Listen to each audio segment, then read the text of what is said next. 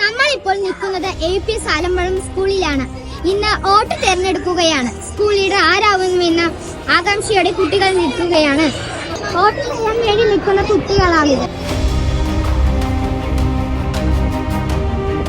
ആര് ജയിക്കും എന്ന ആകാംക്ഷയോടെ കാത്തു നിൽക്കുന്ന കുട്ടികളാണ് നമുക്ക് ഇവിടെ കാണാൻ സാധിക്കുന്നത്. നമുക്ക് സ്ഥാനാർത്ഥികളോട് ചോദിച്ചു നോക്കാം.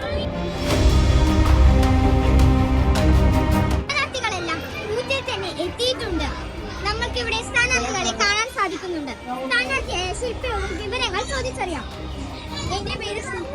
എനിക്ക് എല്ലാവരും വോട്ട് ചെയ്ത് വിജയിക്കുമെന്ന് എനിക്ക് ഉറപ്പുണ്ട്. അടുത്ത സ്ഥാനാർത്ഥിയായ വീശിയോട് ചോദിക്കാം. എന്റെ പേര് വിജിഷ. എനിക്കും ചെറുതായിട്ട് ഉറപ്പുണ്ട് ജയിക്കുമെന്ന്. അടുത്ത സ്ഥാനാർത്ഥിയായ അഞ്ജലിയോട് ചോദിക്കാം. എനിക്ക് വിജയിക്കുമെന്ന് ഉറപ്പുണ്ട്. അടുത്ത സ്ഥാനാർത്ഥിയായ ആദിത്യയോട് ചോദിക്കാം. എനിക്ക് നല്ല പ്രതീക്ഷയുണ്ട്.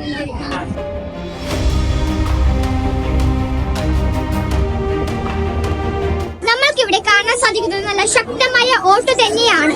നമ്മൾക്ക് വിദ്യാർത്ഥികളോട് ചോദിച്ചറിയാം. എല്ലാ സ്ഥാനാർത്ഥികളും ആകാംക്ഷയോട് നിൽക്കുന്നുണ്ട്. ആര് ജയിക്കും ആര് തോൽക്കുമെന്ന ഭയത്തോടെ എല്ലാവരും നിൽക്കുന്നുണ്ട്. വോട്ട് ചെയ്ത് വരുന്ന വിദ്യാർത്ഥിയെ നമുക്ക് കാണും.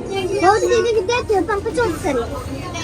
ഞാൻ വോട്ട് ചെയ്താണ് വിജയിക്കുമെന്ന് ഞാൻ വിശ്വസിക്കുന്നു.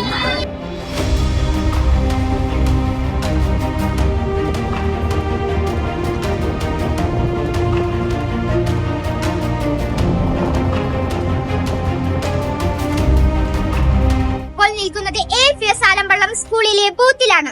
ബൂത്ത് നിയന്ത്രിക്കുന്നത് ഗണേഷ് സാറാണ്. ഗണേഷ് സാർ എന്തോ തിരക്കിലാണെന്ന് എന്നാണ് തോന്നുന്നത്. ഗണേഷ് സാറിന്റെ തന്നെ ചോദിക്കാം. കുട്ടികൾക്ക് ജനാധിപത്യ പ്രക്രിയ വിശദീകരിച്ചു കൊടുക്കാൻ നമ്മുടെ സ്കൂളിൽ കഴിഞ്ഞ 3-4 കൊല്ലമായിട്ട് ഈ ഒരു പ്രക്രിയ നടത്തുന്നുണ്ട്. അത് കുട്ടികൾ വളരെ ആസ്വദിച്ച് തന്നെയാണ് ചെയ്യുന്നത്. അതിൽ പങ്കെടുക്കുന്നത് നല്ല ആവേശത്തോടു കൂടിയാണ് പങ്കെടുക്കുന്നത്.